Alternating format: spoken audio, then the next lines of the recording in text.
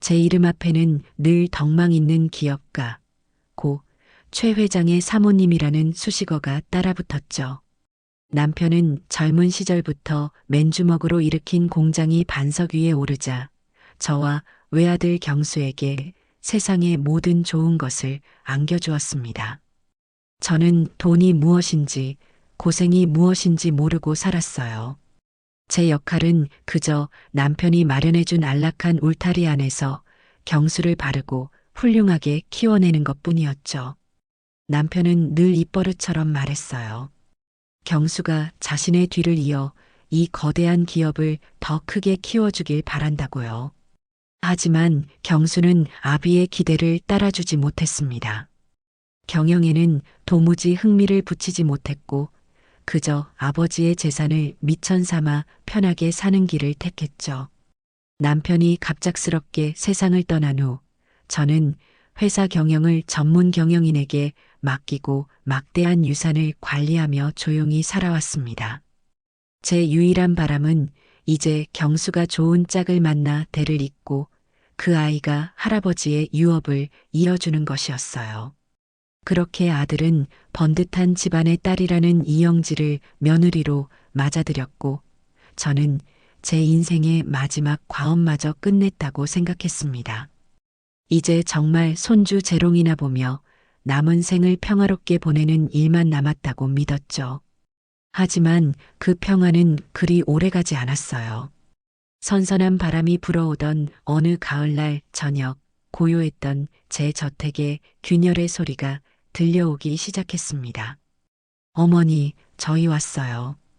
현관문이 열리고 아들 내외가 들어섰어요. 평소와 달리 두 사람의 얼굴에는 무거운 그늘이 드리워져 있었죠. 특히 며느리 영지의 얼굴은 금방이라도 폭풍우가 쏟아질 듯 잔뜩 찌푸려져 있었고 눈가는 붉게 상기되어 있었습니다. 저는 거실 소파에 앉아 차를 마시고 있다가 심상치 않은 분위기를 감지하고 자리에서 일어났어요. 어서 오너라. 무슨 일 있는 게냐? 둘 다 표정이 왜 그래? 제 걱정스러운 물음에 영지는 대답 대신 와락 눈물을 터뜨리며 그 자리에 주저앉아 버렸어요. 아들 경수는 당황한 기색으로 아내의 어깨를 감싸 안으며 어쩔 줄 몰라 했죠. 저는 가슴이 철렁 내려앉았습니다. 젊은 부부 사이에 무슨 큰일이라도 생긴 건가? 혹시 사업에 문제가 생긴 건 아닐까?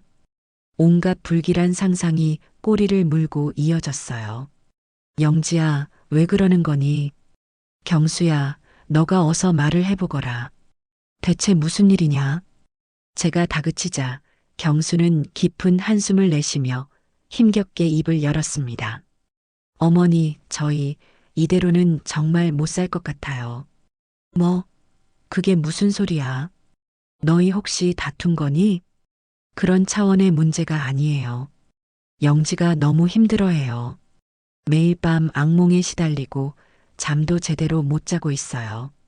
경수의 시선이 바닥에 쓰러져 흐느끼는 영지에게로 향했어요.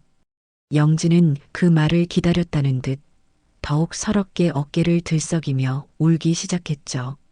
저는 일단 영지를 일으켜 소파에 앉히고 등을 쓸어주며 달랬습니다. 아가, 괜찮다. 일단 진정하고 천천히 말해보렴. 무엇이 너를 이토록 힘들게 하는 거니? 한참을 울먹이던 영지는 천천히 고개를 들었어요.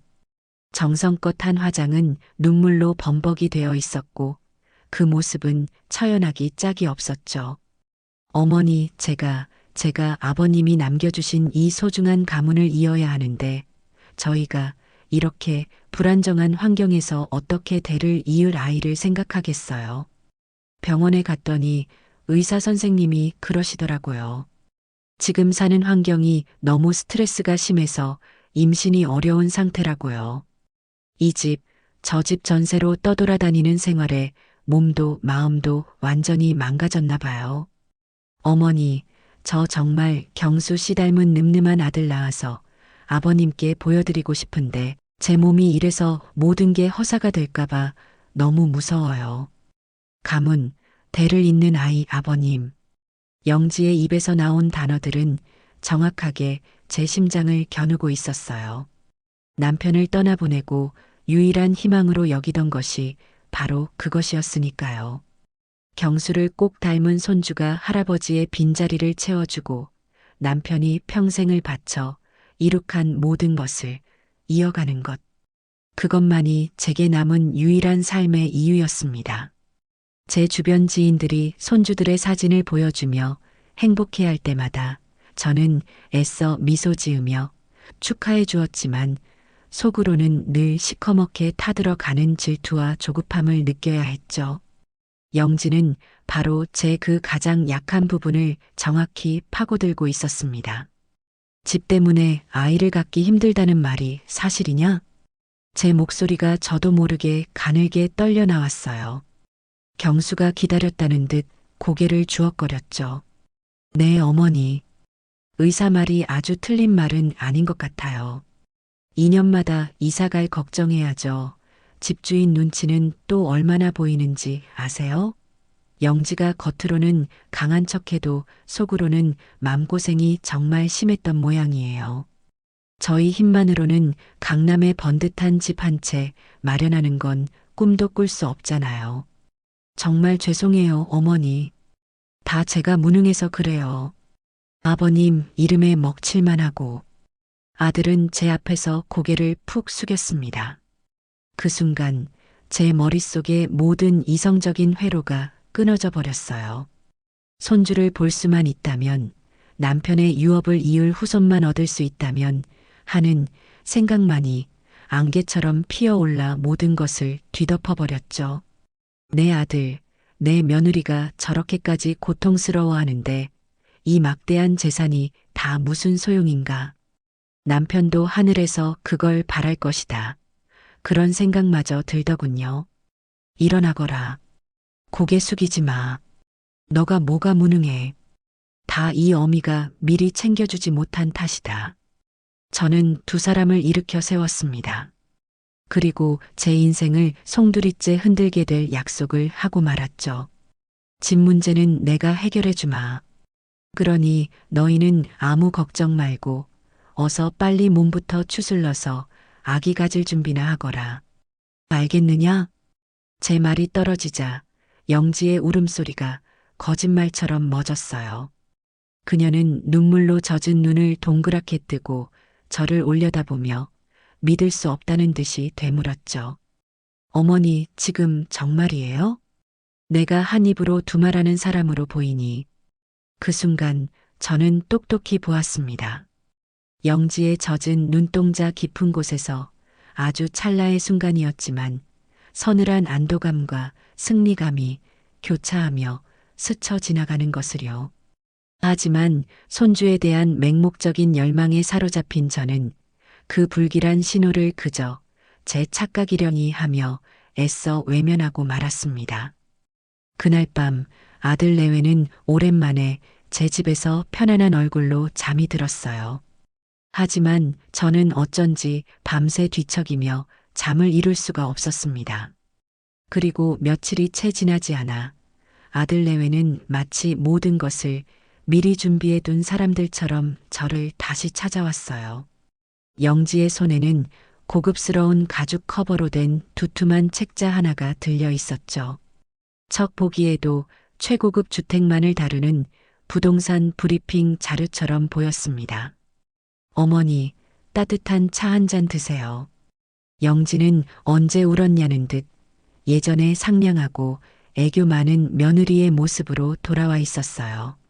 제 옆에 바싹 붙어 앉아 팔짱을 끼며 콧소리가 섞인 목소리로 말했죠. 어머니, 저희가 정말 열심히 알아봤거든요. 그런데 마침 정말 하늘이 도왔는지 딱 맞는 곳이 나온 거 있죠. 어머니도 한번 보셔야 해요. 영지가 제 앞에 펼쳐 보인 책자에는 제가 지금껏 살아온 저택과는 또 다른 차원의 휘황찬란한 공간들이 담겨 있었어요. 높은 천장과 벽면 전체를 뒤덮은 통유리창, 그 너머로 그림처럼 펼쳐진 한강의 전경. 내부는 최고급 대리석과 희귀한 원목으로 마감되어 있었고 가구 하나하나가 예술작품처럼 보였죠. 마치 외국의 왕족이 사는 궁전의 사진을 보는 듯 했습니다. 여기가 어디인데 이리도 좋으냐? 집이 아니라 무슨 미술관 같구나. 제 순수한 감탄에 영지는 더욱 신이 나서 설명을 이어갔습니다.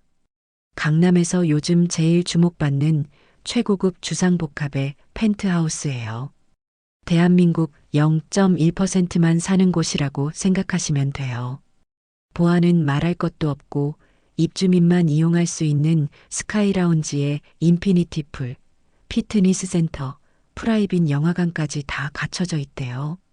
이런 완벽한 곳에서 살면 무슨 스트레스가 있겠어요? 몸도 마음도 저절로 건강해질 거예요. 그래, 좋아 보이는구나. 그래서 가격이 얼마라고 하더냐? 저는 조심스럽게 물었습니다. 영지는 기다렸다는 듯이 매니큐어를 곱게 칠한 손가락으로 책자의 한 부분을 정확하게 가리켰어요. 그곳에는 제 눈을 의심하게 만드는 현실감 없는 숫자가 선명하게 인쇄되어 있었죠. 50억 원. 남편이 남겨준 유산의 상당 부분을 차지하는 결코 가볍게 움직일 수 없는 거대한 금액이었습니다. 50억? 저도 모르게 튀어나온 제 목소리에 순간 거실의 공기가 싸늘하게 식었습니다. 제 반응에 당황한 경수가 황급히 변명을 늘어놓기 시작했죠. 어머니, 저희도 처음엔 너무 놀랐어요. 그런데 영지 말이 이왕이면 확실하게 좋은 환경을 만들어야 아이한테도 좋다는 거예요. 그리고 이 동네는 절대 가격이 떨어질 일이 없어서 오히려 가장 안전한 투자라고 하더라고요. 투자는 무슨 놈의 투자냐? 지금 너희가 살 집을 구하는 거지. 투기를 하자는 게 아니잖니. 이건 너무 과해. 상식 밖의 금액이다. 제가 단호하게 선을 긋자 영지의 얼굴에서 미소가 순식간에 사라졌습니다. 그녀는 제 팔을 감고 있던 팔짱을 스르르 풀더니 보란 듯이 제게서 한 뼘쯤 몸을 떨어뜨려 앉았어요. 그 미세한 움직임 하나가 저와 그녀 사이에 보이지 않는 벽을 만드는 것 같았죠. 어머니 결국 저희를 못 믿으시는 거였군요. 그런 뜻이 아니잖니. 금액이 너무 크다는 거지. 금액이요? 어머니, 솔직히 이 정도는 돼야 저희도 아버님 이름에 먹칠 안 하고 사는 거죠. 그리고 저희가 언제 어머니 돈을 날름 삼킨다고 했나요? 당연히 집 명의는 어머니 앞으로 해두셔야죠. 저희는 그냥 들어가서 얹혀 사는 것뿐이에요. 오히려 어머니의 소중한 재산을 저희가 안전하게 지켜드리는 셈이라고요. 저희 마음 편하자고 어머니 명의로 하자고 하는 걸 이렇게까지 의심하시면 저희도 정말 서운하고 비참해요. 영지의 목소리는 얼음장처럼 차가웠어요. 아버님 이름에 먹칠 어머니 재산 안전하게 지켜드린다. 그녀가 뱉어내는 단어 하나하나가 예리한 칼날이 되어 제 심장을 후벼 팠습니다. 마치 제가 아들 내외의 앞길을 가로막는 욕심 많고 속 좁은 늙은이가 된 기분이었죠. 옆에 있던 경수는 아내의 서슬 퍼런 기세에 눌려 안절부절 못하며 제 눈치만 살피고 있었습니다. 영지야, 말이 너무 심하잖아. 어머니가 그런 뜻으로 하신 말씀이 아닌데. 뭐가 심해? 내가 틀린 말이라도 했어? 당신은 좀 가만히 있어봐. 이건 어머니랑 나랑 풀어야 할 문제니까. 영지는 경수의 말을 매몰차게 잘라내버렸어요. 그리고 다시 저를 똑바로 응시하며 최후 통첩을 하듯 말했죠. 어머니, 솔직하게 마지막으로 여쭐게요. 저 이 집 아니면 안 돼요. 아니, 못 살아요. 어머니께서 약속하셨잖아요. 저희 아이 가질 수 있게, 저희 행복하게 살 수 있게 도와주시겠다고. 그런데 이제 와서 이러시면 저희는 어떡하라고요. 그냥 평생 아이 없이 아버님 가문의 대를 끊고 살라는 말씀이세요? 그녀는 또다시 눈시울을 붉혔습니다. 하지만 며칠 전과는 확연히 다른 상대를 굴복시키기 위한 전략적인 눈물이라는 것을 저는 알 수 있었죠. 그 눈물은 동정심을 유발하는 대신 제 목을 죄어오는 차가운 족쇄처럼 느껴졌습니다. 저는 완전히 고립되었어요. 아들은 아내의 편에 서서 침묵하고 있었고 며느리는 가문과 후손이라는 거부할 수 없는 명분을 무기 삼아 저를 압박하고 있었죠. 결국 저는 또 한 번 백기를 들고 말았습니다. 알겠다. 너희들 뜻대로 하거라. 힘없이 새어나온 제 대답에 영지의 얼굴에 스쳐 지나간 안도와 승리감의 미소를 저는 평생 잊을 수 없을 겁니다. 계약 당일 저는 은행의 프라이빗 룸에 앉아 있었습니다. 남편이 살아있을 때도 와본 적 없는 오직 소수의 VIP 고객만을 위한 공간이었죠. 제 맞은편에는 상기된 얼굴의 아들 내외와 부동산 중개인, 그리고 은행의 지점장이 직접 나와 서류들을 펼쳐놓고 있었어요. 저는 그저 그들이 지정해주는 곳에 도장을 찍는 것밖에는 할 일이 없었죠. 사모님, 그럼 이 양도 서류 마지막 장에 서명해 주시면 됩니다. 지점장이 공손하게 내민 서류에는 일금 50억 원 정의라는 제게는 비현실적으로만 느껴지는 숫자가 선명하게 찍혀 있었습니다. 펜을 쥔 손이 잘게 떨려왔어요. 이건 단순한 돈이 아니었죠. 남편의 인생 그 자체였고 제가 지켜내야 할 유산이었습니다. 남편의 피와 땀이 서린 제국의 일부가 이렇게 손쉽게 떨어져 나가려 하고 있었죠. 서명을 하고 묵직한 인감도장을 찍는 순간 제 통장에서 숫자들이 폭포수처럼 빠져나가는 것이 느껴졌습니다. 제 인생의 일부가 남편의 역사가 속절없이 뜯겨나가는 듯한 깊은 상실감이 온몸을 휘감았어요. 하지만 제 옆에 앉은 경수와 영지의 얼굴에는 참을 수 없는 기쁨과 흥분이 가득했습니다. 두 사람은 서로의 손을 마주잡고 마치 꿈이라도 꾸는 듯한 표정으로 감격의 미소를 나누었죠. 그들의 세상 속에는 제가 존재하지 않는 것 같았습니다. 오직 50억짜리 새로운 성의 주인이 되었다는 황홀경만이 펼쳐져 있을 뿐이었죠. 어머니, 정말 감사해요. 이 은혜 평생 잊지 않고 효도하며 살게요. 이제 저희 정말 행복하게 살면서 꼭 예쁜 손주 안겨드릴게요. 영지는 제 손을 잡으며 말했지만 그 목소리는 어딘가 멀게만 느껴졌습니다. 그저 모든 절차가 끝났다는 안도감이 담긴 의례적인 인사처럼 들릴 뿐이었죠. 경수도 옆에서 들뜬 목소리로 거들었어요. 감사합니다, 어머니. 앞으로 저희가 정말 잘하겠습니다. 저는 차마 입을 열 수 없었어요. 그저 기계적으로 고개를 끄덕이는 것으로 대답을 대신했죠. 은행을 나오자 눈부신 가을 햇살이 쏟아져 내렸습니다. 아들 내외는 당장 새로 들어갈 집에 어울리는 가구와 가전을 보러 가야 한다며 신나게 백화점 방향으로 향했습니다. 저는 텅 빈 도로에 덩그러니 홀로 남아 빠르게 멀어지는 두 사람의 뒷모습을 하염없이 바라보았어요. 남편의 유산으로 아들 내외의 미래를 샀다고, 이것이 가문을 위한 최선의 투자였다고 스스로를 다독였습니다. 하지만 제 마음 한구석에서는 스산한 바람이 멈추지 않고 불어왔습니다. 저는 그 불길한 예감의 정체를 애써 무시하며 천근만근 무거운 발걸음을 옮겨 집으로 향했습니다. 그들이 꿈에 그리던 궁전으로 이사한 후 저는 한동안 제 저택에 홀로 남겨졌어요. 당연히 그럴 것이라 생각했죠. 새 집을 정리하고 필요한 물건을 들이고 새로운 환경에 적응하려면 시간이 필요할 테니까요.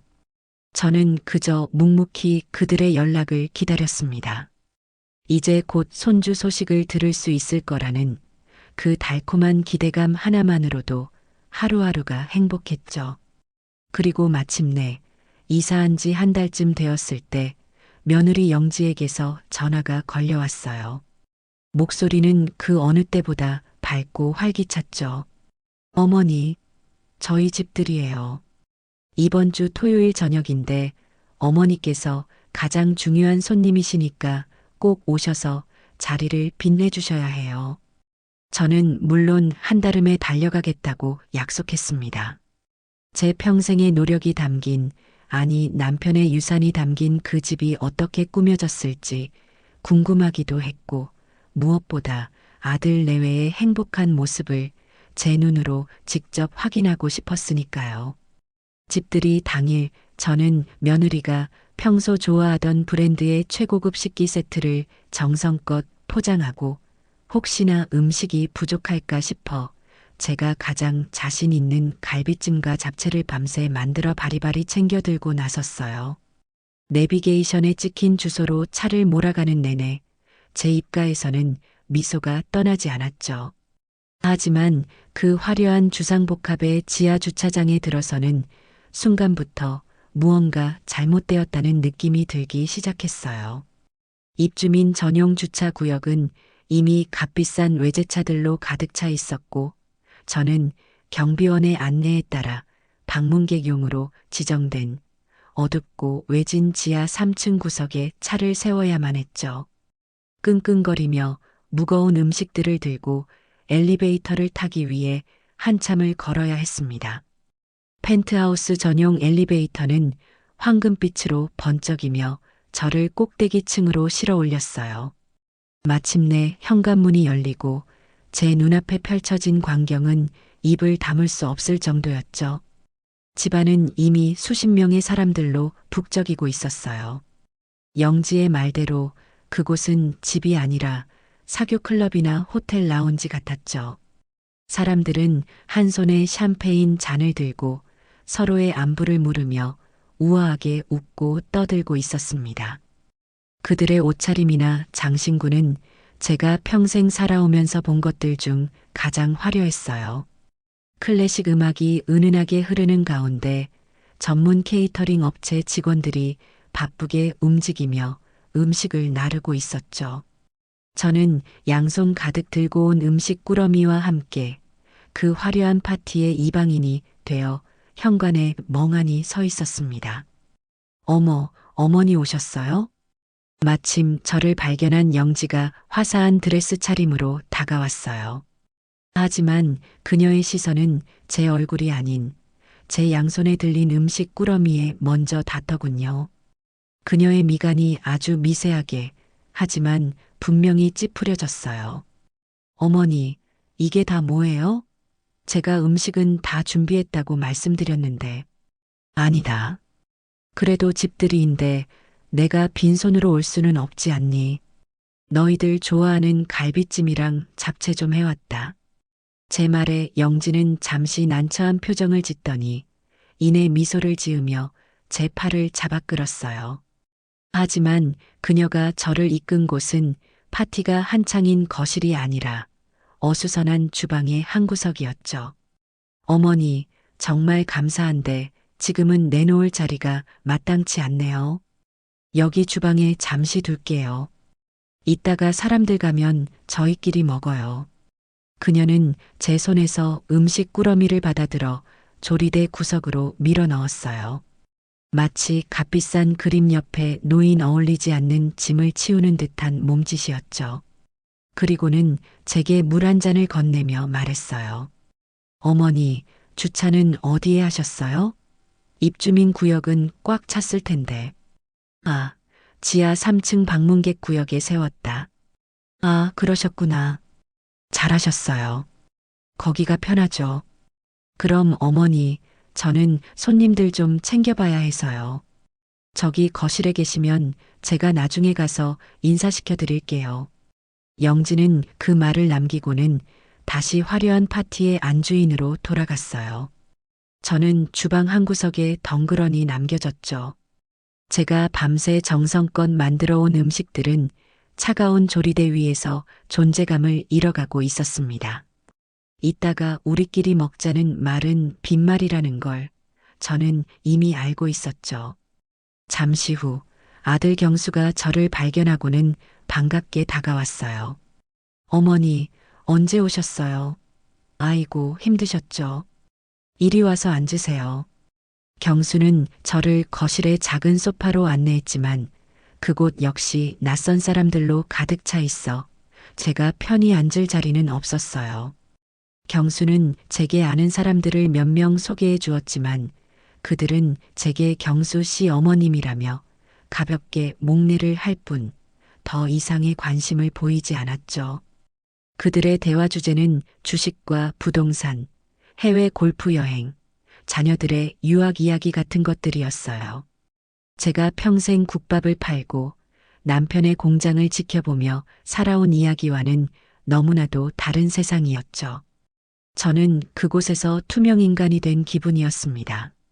아들은 사업 파트너로 보이는 사람들과 명함을 주고받으며 비즈니스 미소를 짓고 있었고, 며느리는 사교계의 여왕처럼 사람들 사이를 오가며 대화를 주도하고 있었죠. 그 누구도 제게 따뜻한 말 한마디 건네지 않았어요. 저는 마치 아들 내외가 차린 화려한 잔치상에 어울리지 않는 낡고 오래된 그릇이 된 것만 같았습니다. 1시간이 지났을까 저는 더 이상 그 자리에 앉아 있을 수가 없었어요. 조용히 일어나 아들에게 다가가 말했죠. 경수야, 엄마는 이제 그만 가봐야겠다. 네, 벌써요, 어머니? 저녁 식사도 안 하시고.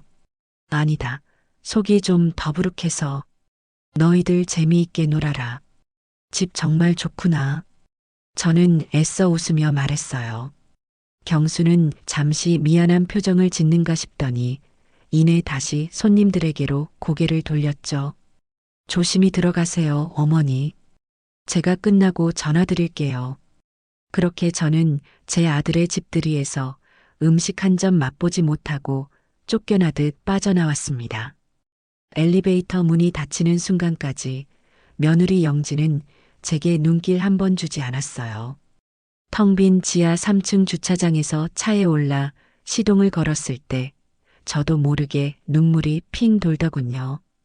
그날 밤 경수에게서는 전화가 오지 않았습니다.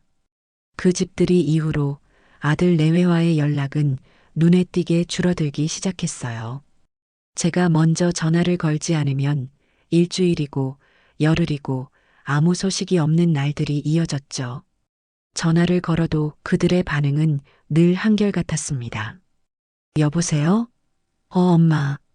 웬일이야? 수화기 너머로 들려오는 아들의 목소리는 늘 무언가에 쫓기는 사람처럼 바쁘고 건조했어요. 별일은 아니고 그냥 밥은 먹고 다니나 궁금해서 전화했지. 아, 그럼. 나 지금 회의 들어가야 해서. 이따가 내가 전화할게. 하지만 아들이 말한 이따가는 결코 오지 않았습니다. 며느리 영지에게 전화를 거는 것은 더 큰 용기가 필요한 일이었죠. 그녀는 노골적으로 귀찮다는 티를 냈으니까요. 어머니, 안녕하세요. 무슨 일 있으세요? 아가, 잘 지내니? 몸은 좀 어떻고? 좋은 소식은 아직 없는 게냐? 손주 이야기를 꺼낼 때마다 영지의 목소리는 한 톤 차가워졌어요. 어머니, 그런 건 하늘이 정해주시는 거예요. 저희도 노력하고 있으니까 너무 재촉하지 마세요. 그런 전화가 오히려 저한테는 스트레스인 거 아세요? 저 지금 고객이랑 미팅 중이라서요. 용건 있으시면 문자로 남겨주세요. 딸깍하고 전화가 끊어지고 나면 제 손에는 차가운 수화기와 함께 깊은 허탈감만이 남았습니다. 그들이 말하는 회의와 미팅이 전부 사실일 수도 있겠죠. 젊은 사람들이니 얼마나 바쁘겠어요. 하지만 일주일에 단 한 번, 아니 2주에 한 번이라도 진심 어린 안부 전화 한 통 해주는 게 그렇게 어려운 일일까요? 50억짜리 집을 사주기 전에는 주말마다 찾아와 제 어깨를 주무르며 살갑게 굴던 그들이었는데 말이죠. 저는 점점 더 외로워졌습니다. 넓은 저택에 홀로 남아 창밖을 바라보는 시간이 길어졌어요. 아들 내외가 이사 가기 전에는 텅 비어 있던 주말 식탁이 이제는 너무나도 크고 공허하게 느껴졌죠. 저는 그들이 좋아하던 반찬들을 만들어 놓고 하염없이 기다리기도 했습니다. 혹시라도 예고 없이 찾아오지 않을까 하는 헛된 기대감 때문이었죠. 하지만 음식은 늘 제 차지였고 며칠이 지나면 결국 음식물 쓰레기통으로 향해야만 했습니다. 그러던 어느 날 남편의 기일이 다가왔어요. 저는 남편이 떠난 후 단 한 번도 기일을 허투루 보낸 적이 없었습니다. 남편이 생전에 좋아하던 음식들을 정성껏 준비해서 조용히 그를 추억하는 것이 저만의 방식이었죠. 결혼 후에는 경수와 영지도 늘 함께 했습니다. 저는 당연히 올해도 그럴 것이라 생각했어요. 기일 이틀 전 저는 아들 내외에게 함께 식사하며 아버지를 기리자고 말하기 위해 전화를 걸었습니다. 하지만 수화기 너머에서는 뜻밖의 목소리가 들려왔어요. 고객이 전화를 받을 수 없어 음성 사서함으로 연결됩니다. 삐 소리 후 음성을 남겨주세요. 자동 응답 메시지였죠. 저는 혹시나 하는 마음에 영지에게도 전화를 걸었지만 결과는 마찬가지였습니다. 저는 그들이 그저 바빠서 전화를 받지 못하는 것이라 생각했어요. 내일 다시 걸어보면 되겠지 하고 대수롭지 않게 넘겼죠. 그리고 다음 날 기일 하루 전이었어요. 저는 아침부터 시장에 가서 남편이 좋아하던 신선한 재료들을 사와 음식을 준비하기 시작했습니다. 육수를 내고 나물을 무치고 전을 부치면서도 틈틈이 아들 내외에게 전화를 걸었죠. 하지만 여전히 전화기는 꺼져 있다는 안내만 반복될 뿐이었습니다. 제 마음속에 조금씩 불안감이 싹트기 시작했어요.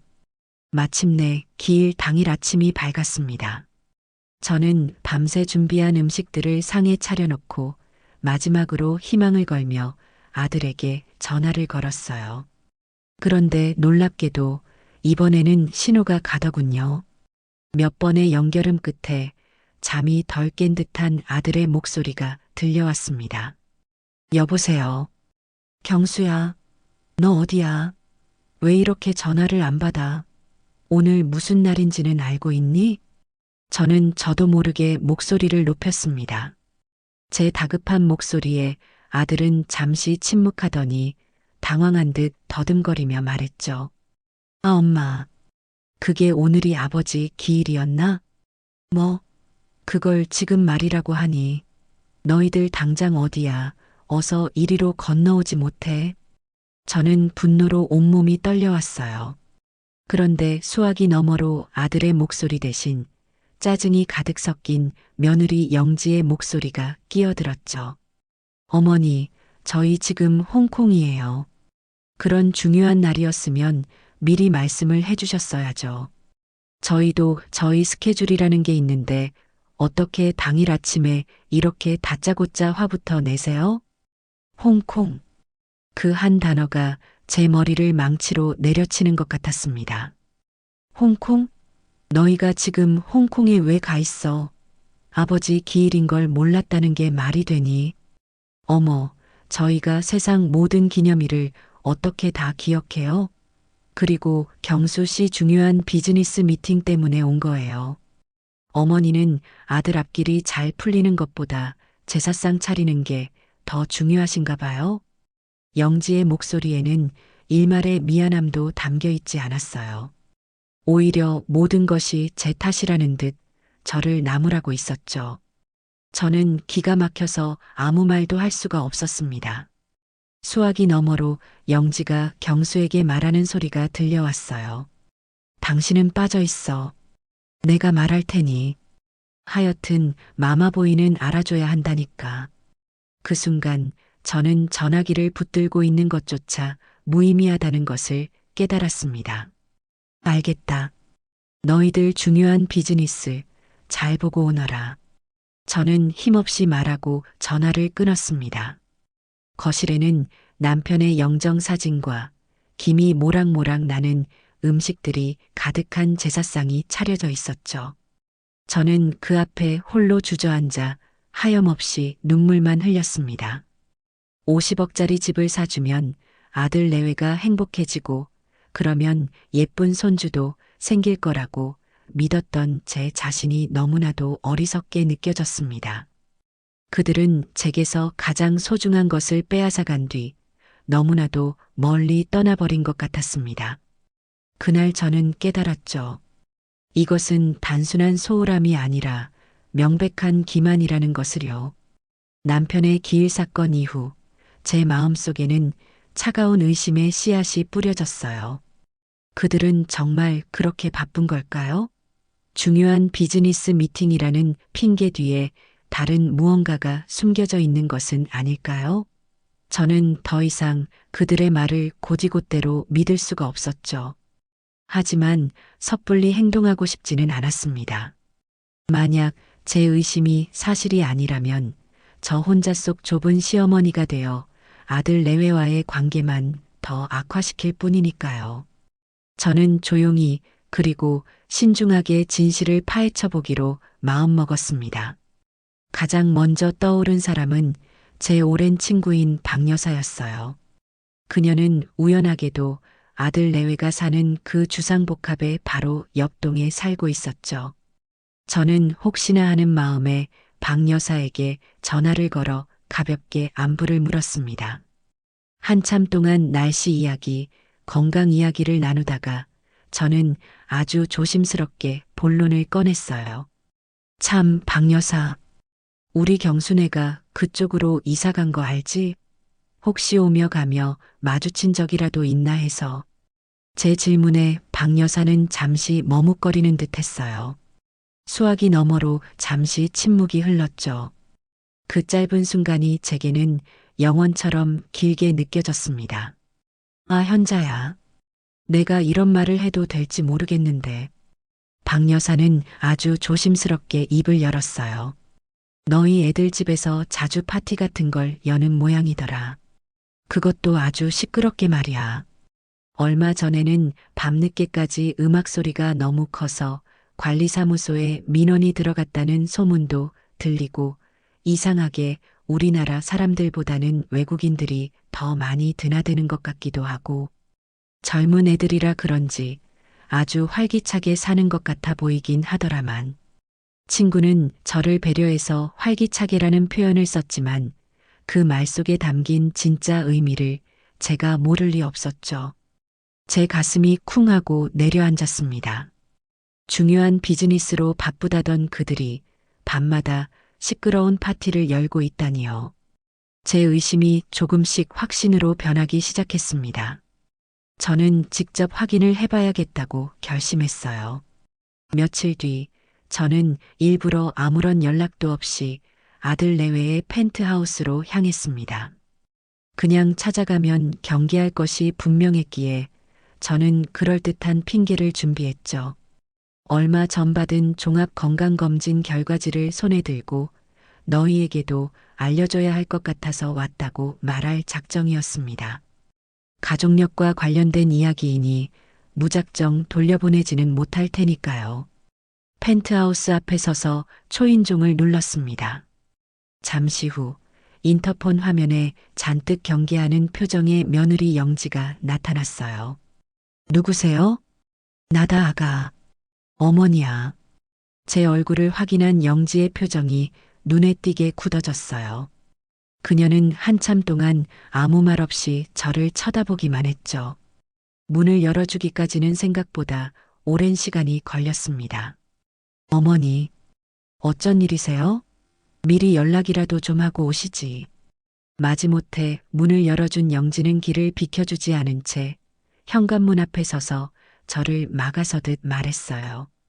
그녀의 말투에는 반가움 대신 당혹감과 짜증이 역력했죠. 집안에서는 희미하게 음악 소리가 들려왔고 낯선 남자들의 웃음소리도 섞여 있는 것 같았어요. 너희들 얼굴 본 지도 오래됐고 마침 병원에서 검진 결과지가 나와서 너희에게도 알려줘야 할 내용이 있는 것 같아 들렀다.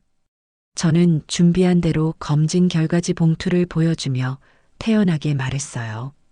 영지는 그제야 마지못해 저를 집 안으로 들였죠. 하지만 거실로 들어서자마자 저는 숨을 멈춰야 했습니다. 거실은 그야말로 난장판이었어요. 소파 위에는 아무렇게나 벗어 던진 남자들의 옷가지가 널려 있었고, 테이블 위에는 마시다 만 와인병과 안주 그릇들이 어지럽게 흩어져 있었죠.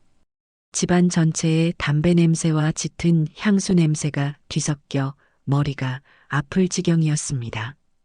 그리고 소파에는 처음 보는 젊은 외국인 남자 2명이 속옷바람으로 앉아 저를 낯설게 쳐다보고 있었어요. 저 사람들은 누구니? 제가 묻자 영지는 당황한 기색을 감추지 못하고 황급히 변명했어요. 아, 경수 씨 회사 동료들이에요. 어젯밤에 같이 프로젝트 하다가 너무 늦어서 저희 집에서 잠깐 쉬고 있는 거예요. 어머니, 집이 너무 지저분하죠? 제가 금방 치울게요. 영지는 허둥지둥 옷가지를 주워 담고 와인병을 치우기 시작했어요. 하지만 회사 동료라는 그녀의 말은 전혀 신뢰가 가지 않았습니다. 프로젝트를 하던 사람들이 왜 속옷 차림으로 거실에 널브러져 있으며 집안은 왜 이렇게 지독한 냄새로 가득한 걸까요? 경수는 어디 있니? 경수 씨는 지금 잠깐 아침 사러 나갔어요. 곧 들어올 거예요. 어머니, 우선 이리 와서 앉으세요. 영지는 저를 식탁 의자에 앉히고 물 한 잔을 가져왔어요. 그녀는 애써 미소를 지으려 노력했지만 그 입꼬리는 불안하게 떨리고 있었죠. 저는 더 이상 그곳에 머무를 필요가 없다고 판단했습니다. 아니다. 내가 괜히 불쑥 찾아와서 너를 곤란하게 만든 것 같구나. 이 결과지는 여기 식탁 위에 둘 테니 나중에 경수랑 같이 보거라. 나는 이만 가봐야겠다. 네. 어머니, 벌써 가시려고요? 경수 씨 곧 올 텐데. 괜찮다. 다음에 보지 뭐. 집 정리하느라 힘들 텐데 어서 쉬어라. 저는 영지의 만류를 뿌리치고 서둘러 그 집을 빠져나왔습니다. 엘리베이터 문이 닫히는 순간 저는 보았어요. 문이 닫히기 무섭게 안도의 한숨을 내쉬며 굳은 표정으로 돌아서는 영지의 모습을요. 그날 제가 본 모든 것은 제 의심이 틀리지 않았다는 것을 증명해주고 있었습니다. 그 집은 더 이상 제 아들 내외의 보금자리가 아니었어요. 그들의 허영과 욕망을 채우기 위한 유흥의 장소로 변질되어 있었죠. 집으로 돌아온 저는 깊은 배신감에 휩싸여 며칠을 알아누웠습니다. 하지만 이대로 무너질 수는 없었죠. 저는 결정적인 증거를 찾아야만 했습니다. 감정적인 호소나 분노는 그들에게 아무런 효과가 없다는 것을 이미 깨달았으니까요. 저는 그들의 위선을 만천하에 드러낼 수 있는 빼도 박도 못할 증거가 필요했습니다. 그러던 중 문득 제 조카딸의 말이 떠올랐어요. 요즘 젊은 사람들은 SNS라는 곳에 자신의 일상을 사진으로 찍어 올리며 자랑한다는 이야기였죠. 저는 곧장 컴퓨터를 잘 다루는 조카딸에게 연락해 도움을 청했습니다. 그리고 얼마 지나지 않아 조카딸은 아주 쉽게 며느리 영지의 SNS 계정을 찾아내 저에게 보여주었죠. 그곳은 그야말로 별천지였습니다. 영지의 SNS는 온갖 명품 가방과 시계, 값비싼 레스토랑의 음식 사진, 그리고 호화로운 파티 사진들로 가득 차 있었어요. 제가 사준 50억짜리 펜트하우스를 배경으로 수영복 차림의 친구들과 샴페인을 터뜨리는 사진도 있었죠. 회의 중이라며 제 전화를 끊었던 날에는 명품 매장에서 쇼핑백을 양손 가득 들고 찍은 사진이 올라와 있었고, 고객 미팅이라던 날에는 최고급 호텔 스파에서 마사지를 받고 있는 사진이 버젓이 올라와 있었습니다. 분노로 손이 부들부들 떨려왔지만 저는 스크롤을 멈추지 않았습니다. 그리고 마침내 제 심장을 먹게 만드는 사진 한 장을 발견하고 말았죠. 남편의 기일 바로 다음 날 올라온 사진이었어요. 홍콩의 야경이 한눈에 들어오는 최고급 호텔 스위트룸에서 아들 경수와 며느리 영지가 다정하게 머리를 맞대고 와인잔을 부딪히고 있는 사진이었죠. 사진 밑에는 이런 글이 적혀 있었어요. 급하게 온 출장인데 일이 생각보다 너무 잘 풀리네. 역시 난 능력 있는 여자. 남편, 우리 앞으로 더 행복하자. 중요한 비즈니스 미팅의 실체는 바로 이것이었습니다. 그들은 아비의 기일조차 잊어버린 채 홍콩에서 호화로운 휴가를 즐기고 있었던 거죠. 저는 화면을 똑바로 쳐다볼 수가 없어서 눈을 감아버렸습니다. 하지만 가장 충격적인 것은 아직 남아 있었어요. 페이지를 계속해서 내리던 저는 몇 달 전 그들이 제게 돈을 받아갔던 효도 여행 게시물을 발견했습니다. 어머니, 저희가 돈을 모아서 어머니 모시고 유럽 효도 여행을 보내드리고 싶어요. 그런데 저희 돈만으로는 조금 부족해서 어머니께서 조금만 보태주시면 안 될까요? 라며 눈물까지 글썽이던 영지의 얼굴이 떠올랐죠. 저는 기특한 마음에 두둑한 현금 봉투를 쥐어주었습니다. 하지만 그들이 올린 사진 속에는 제 모습은 어디에도 없었어요. 대신 지중해의 눈부신 햇살 아래 거대한 크루즈선의 갑판 위에서 서로에게 오일을 발라주며 행복하게 웃고 있는 아들 내외의 모습만이 담겨 있었죠. 게시글에는 사랑하는 남편과 함께하는 지상낙원. 이런 게 바로 행복이지라는 문구가 달려 있었습니다. 그 순간 제 머릿속에 무언가가 툭 하고 끊어지는 소리가 들렸어요. 슬픔과 분노를 넘어선 차갑고도 서늘한 감정이 온몸을 지배하기 시작했습니다. 그동안 제가 가졌던 일말의 기대와 희망, 그리고 아들 내외에 대한 최소한의 애정마저 산산조각 나버렸죠. 그들은 제게 아들이고 며느리가 아니었습니다. 제 재산을 노리고 접근한 교활하고 탐욕스러운 사기꾼들이었을 뿐이죠. 이제 더 이상 망설일 필요가 없었습니다. 저는 그들이 제게 준 상처를, 아니, 그들이 저지른 죄에 대한 대가를 정확하게 돌려주기로 결심했습니다. 이것은 감정적인 복수가 아니에요. 제 인생과 남편의 유산을 지키기 위한 당연하고도 정당한 권리 행사가 될 겁니다. 지난 수십 년간 죽은 남편의 회사를 관리하며 수많은 위기를 넘겨왔던 제 안의 다른 자아가 깨어나는 기분이었죠. 감정에 휘둘려서는 아무것도 해결할 수 없다는 것, 이것은 철저하게 계산되고 계획된 비즈니스처럼 처리해야 한다는 것을 저는 본능적으로 깨달았습니다. 다음 날 아침 저는 남편의 서재에 앉아 있었습니다. 그리고 제 앞에는 남편의 오랜 법률 자문이자 제게는 아들처럼 셔츠를 다려주던 기억이 있는 이제는 백발이 성성한 김 변호사가 앉아 있었죠. 그는 제 전화를 받자마자 한달음에 달려와 주었어요. 저는 그에게 아무런 감정의 동요 없이 지난 몇 달간 있었던 모든 일들을 담담하게 설명했습니다. 50억짜리 펜트하우스를 사주게 된 경위부터 집들이에서의 냉대, 연락 두절, 그리고 SNS에서 발견한 충격적인 진실까지 제 이야기를 듣는 내내 굳은 표정을 유지하던 김 변호사는 모든 설명이 끝나자 깊은 한숨을 내쉬며 말했죠. 사모님, 그동안 마음고생이 정말 심하셨겠습니다. 진작 제게 말씀하시지 그러셨어요. 아니요, 김 변호사. 이제 와서 지난 일을 후회하고 슬퍼하자는 게 아닙니다. 저는 지금 이 문제를 가장 깔끔하고 확실하게 처리할 방법을 찾고 싶어요. 그래서 김 변호사를 부른 겁니다. 제 단호한 말투에 김 변호사는 제 눈을 똑바로 바라보며 고개를 끄덕였습니다. 그의 눈빛에는 안타까움과 함께 제 결정을 존중하는 굳건한 신뢰가 담겨 있었죠. 네, 사모님. 말씀하세요. 제가 무엇을 도와드리면 되겠습니까?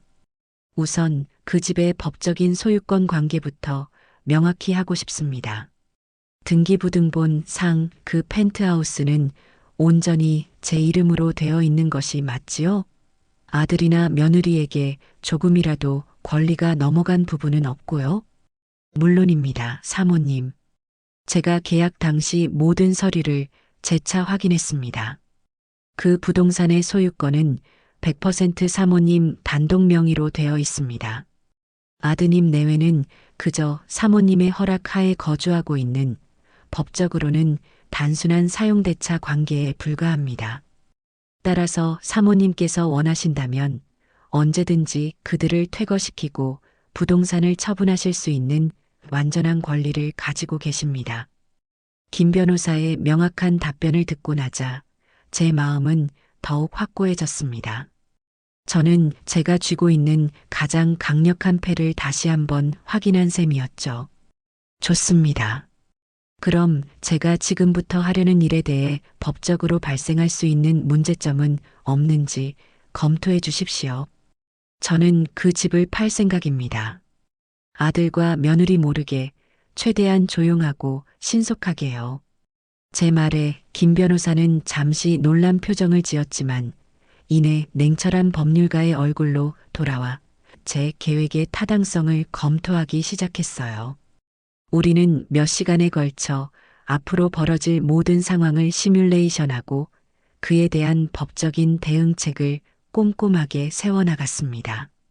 사모님 계획 자체는 법적으로 아무런 하자가 없습니다. 소유주가 자신의 재산을 처분하는 것은 지극히 당연한 권리니까요. 다만 아드님 내외가 점유하고 있는 상태에서 매각을 진행할 경우 나중에 명도소송 등으로 일이 시끄러워질 가능성을 배제할 수는 없습니다. 가장 좋은 방법은 그들이 자발적으로 집을 비운 상태에서 모든 절차를 마무리하는 것입니다. 그 점에 대해서는 저도 생각이 있습니다. 그 아이들 조만간 긴 여행을 떠날 계획인 것 같더군요. 저는 며느리의 SNS에서 보았던 한 달간의 꿈 같은 유럽 여행 계획을 김 변호사에게 이야기해 주었어요. 우리의 계획을 실행에 옮길 완벽한 기회가 스스로 찾아와 준 셈이었죠. 김 변호사와 저는 그들의 출국 날짜를 디데이로 잡고 그날부터 시작될 모든 일들을 시간대별로 정리하며 치밀한 작전 계획을 세웠습니다. 감정적인 복수심에 불타는 악인처럼 보이지 않도록 모든 과정은 합법적이고 이성적인 절차에 따라 진행되어야만 했죠. 이것은 분노의 표출이 아니라 잘못된 투자를 회수하고 제 자산을 올바른 곳에 재배치하는 자산 관리의 과정이라고 저는 스스로에게 되뇌었습니다. 계획을 세우고 나니 제 마음은 놀랍도록 평온해졌어요. 더 이상 아들 내외의 전화나 메시지를 기다리며 전전긍긍하지 않았죠. 오히려 저는 아무것도 모른다는 듯 평소보다 더 인자한 어머니의 모습을 연기하기 시작했습니다. 그들의 위선에 똑같은 위선으로 대응해 주는 것, 그것이 제가 그들에게 베푸는 마지막 잡이었으니까요. 며칠 뒤 며느리에게서 전화가 왔어요. 유럽 여행을 가기 전에 용돈이라도 받을 심산이었겠죠. 어머니, 저희 다음 주에 유럽으로 한 달 정도 여행 가요. 가기 전에 어머니 얼굴 뵙고 인사드리려고요. 어머, 그러니? 좋은 곳으로 가는구나. 젊을 때 많이 다녀야지. 그럼 이번 주말에 다 같이 식사나 한번 할까? 저는 아무것도 모르는 사람처럼 반갑게 대답했습니다. 주말에 만난 아들 내외는 제 앞에서 여행 계획을 늘어놓으며 한껏 들떠 있었죠. 저는 그들의 이야기를 미소와 함께 들어주며 두툼한 돈 봉투를 건넸습니다. 가서 맛있는 것도 많이 사 먹고 좋은 구경도 하고 오너라. 이게 내가 너희에게 주는 마지막 선물이 될 게다. 물론 마지막 말은 마음속으로만 삼켰죠. 아들과 며느리는 돈 봉투의 두께에 한박웃음을 지으며 제게 감사 인사를 연발했습니다. 그들의 눈에는 저에 대한 고마움이 아니라 오직 돈에 대한 탐욕만이 번들거리고 있었어요. 저는 그 추악한 욕망을 똑똑히 바라보며 제 결심이 얼마나 올바른 것이었는지를 다시 한번 확인했습니다. 그리고 마침내 결전의 날이 다가왔어요. 며느리는 보란 듯이 SNS에 드디어 떠나요. 한 달간 저 찾지 마세요라는 글과 함께 공항 라운지에서 샴페인을 들고 찍은 사진을 올렸습니다. 저는 그 게시물을 확인하고 나서야 비로소 움직이기 시작했죠. 모든 것은 계획대로 진행될 겁니다. 그들이 한 달간의 달콤한 꿈에 빠져 있는 동안 그들의 발밑에 있던 견고한 성은 소리 소문 없이 사라지게 될 테니까요. 저는 김 변호사에게 전화를 걸어 작전 개시를 알리는 짧고 단호한 한마디를 전했습니다. 김 변호사, 시작합시다. 그날 이후 저는 더 이상 과거에 얽매여 눈물 찢는 나약한 늙은이가 아니었습니다. 제 인생의 운전대를 되찾아온 단단하고 현명한 정연자로 다시 태어난 것이죠. 그들이 유럽의 고성에서 허황된 꿈을 꾸고 있을 때 저는 제 인생의 성을 다시 쌓아 올리기 위한 첫 번째 벽돌을 조용히 그리고 힘차게 쌓아 올리고 있었습니다. 그 벽돌에는 후회나 미련 같은 감정의 시멘트 대신 결단과 지혜라는 차가운 강철만이 단단하게 박혀 있었죠. 폭풍우가 몰려오기 전에 고요함, 그것이 바로 제 새로운 시작을 알리는 서곡이었습니다. 아들 내외가 유럽의 허영 속으로 떠나간 바로 다음 날 아침, 저는 제가 가진 옷 중에서 가장 단정하고 기품 있는 정장을 꺼내 입었습니다. 슬픔과 분노로 지새우던 지난밤들의 저는 더 이상 없었죠. 거울 앞에 선 제 모습은 마치 수십 년 전 남편과 함께 중요한 계약을 앞두고 있던 젊은 시절의 저를 보는 듯 했습니다. 제 눈빛은 차갑게 빛나고 있었고 입가는 굳건하게 닫혀 있었죠. 오늘은 제 인생의 가장 중요한 거래가 시작되는 날이니까요. 제가 향한 곳은 김 변호사가 소개해준 국내 VVIP들의 자산만을 전문적으로 취급하는 부동산 중개법인이었습니다. 번화가의 화려한 빌딩 숲 사이에서도 고풍스러운 외관을 자랑하는 그곳은 아무나 드나들 수 없는 곳이라는 위압감을 풍기고 있었죠. 입구에서부터 직원의 안내를 받아 안쪽의 상담실로 들어서자 중후한 인상의 대표 중개인이 저를 정중하게 맞이했습니다. 김 변호사를 통해 이미 이야기는 모두 전해 들은 듯 보였어요. 사모님 오시느라 고생 많으셨습니다. 말씀은 모두 전해 들었습니다. 그래요. 그럼 긴 말할 필요는 없겠군요. 제가 원하는 건 3가지입니다. 첫째, 신속할 것. 둘째, 완벽한 비밀을 보장할 것. 그리고 마지막으로 모든 구매 희망자는 제가 직접 만나본 후에 최종 결정할 것입니다. 제 단호한 조건 제시에 대표는 잠시 제 눈을 빤히 쳐다보더니 이내 신뢰감 있는 미소와 함께 고개를 끄덕였습니다. 물론입니다, 사모님. 저희 법인의 존재 이유가 바로 그것입니다. 사모님의 소중한 자산을 가장 안전하고 가치 있게 지켜드리는 것. 이미 저희 VVIP 리스트 중에서 해당 펜트하우스에 관심을 보일 만한 분들을 몇 분 선정해 두었습니다. 사모님께서 원하시는 시간에 맞춰 조용히 집을 둘러볼 수 있도록 조치하겠습니다. 모든 것은 일사천리로 진행되었습니다. 그들은 제가 생각했던 것 이상으로 유능하고 신속했죠. 바로 그날 오후부터 구매 희망자들이 약속된 시간에 맞춰 펜트하우스를 방문하기 시작했습니다. 저는 미리 관리사무소에 이야기를 해두고 제가 직접 그들을 맞이했죠. 아들 내외가 어지럽혀 놓은 집은 제가 부른 청소 전문 업체 직원들이 몇 시간에 걸쳐 완벽하게 정리해 둔 상태였습니다. 마치 아무도 살지 않았던 모델하우스처럼 집은 차갑고 정적인 아름다움을 뽐내고 있었죠. 첫 번째로 찾아온 사람은 젊은 나이에 IT 사업으로 큰 돈을 벌었다는 청년이었습니다. 그는 명품으로 휘감은 채 거들먹거리며 집 안으로 들어서더니 대뜸 손가락으로 거실 벽을 가리키며 말했죠.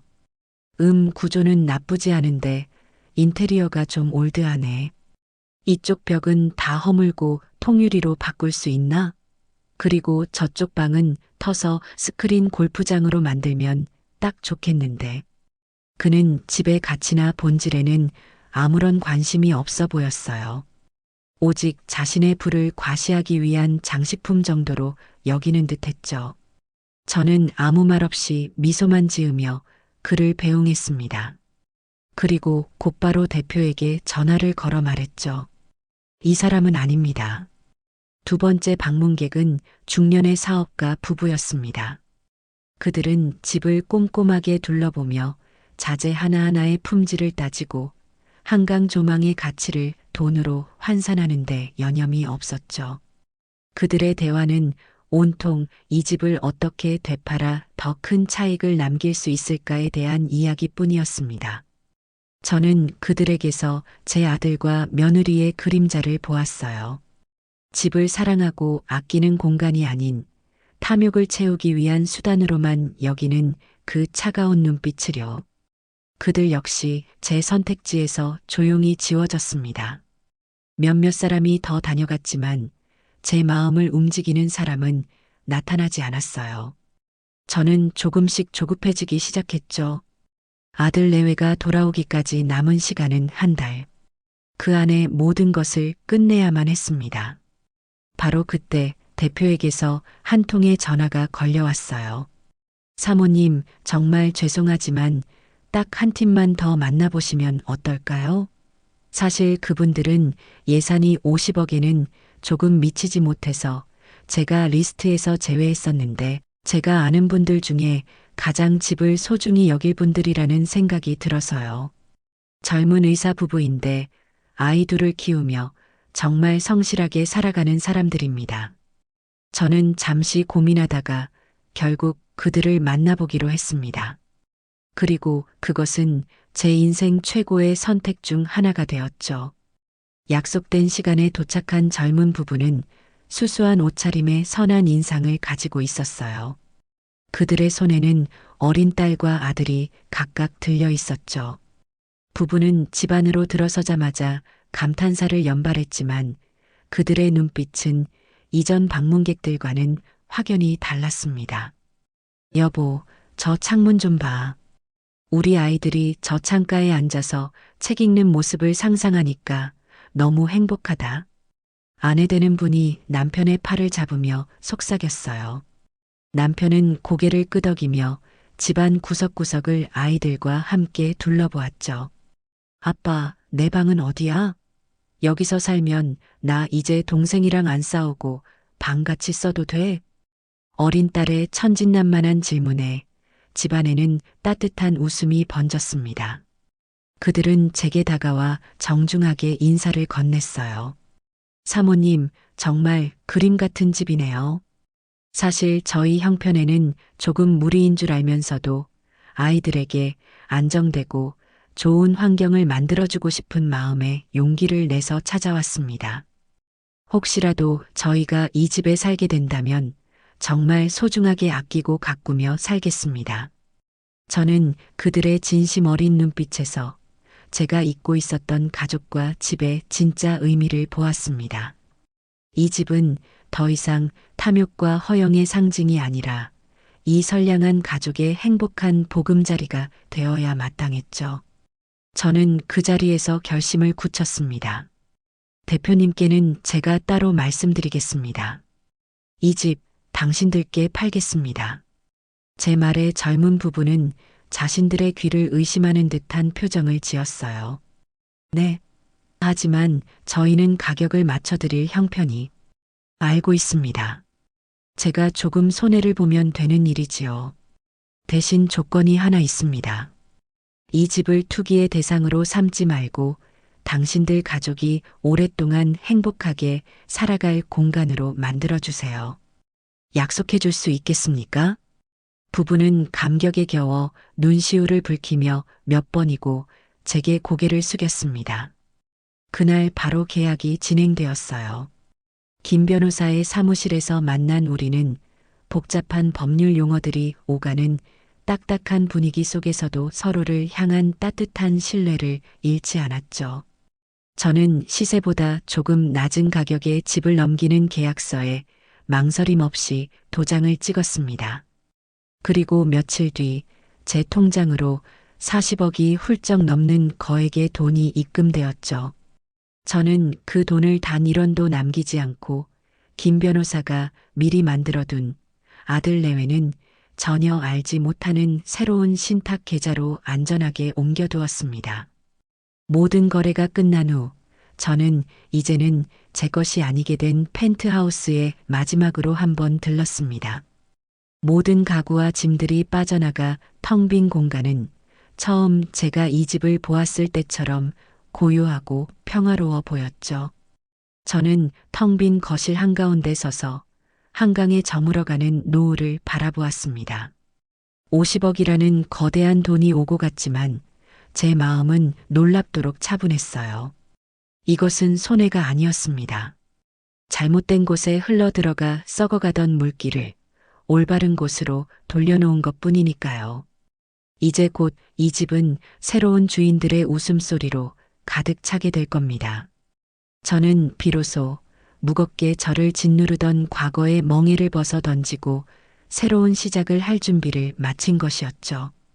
제가 한국에서 낡은 과거를 정리하고 새로운 미래를 설계하는 동안 아들 내외는 유럽의 낭만이라는 허상 속에서 현실을 잊은 채 살고 있었어요. 며느리 영지의 SNS는 매일같이 새로운 사치와 향락의 증거들로 업데이트되었죠. 저는 일부러 그 계정을 차단하지 않았습니다. 오히려 매일 아침 차를 마시며 그들이 얼마나 어리석은 꿈속을 헤매고 있는지를 확인하는 것이 저의 새로운 일과가 되었으니까요. 프랑스 파리의 에펠탑 아래서 명품 브랜드의 신상 드레스를 입고 찍은 사진 밑에는 해시태그 파리지행, 해시태그 로맨틱, 해시태그 성공적 같은 해시태그가 주렁주렁 달려 있었어요. 이탈리아 밀라노의 명품 거리에서 쇼핑백을 산더미처럼 쌓아놓고 찍은 사진에는 이 정도는 질러줘야 스트레스가 풀리지. 남편 고마워. 라는 글이 적혀 있었죠.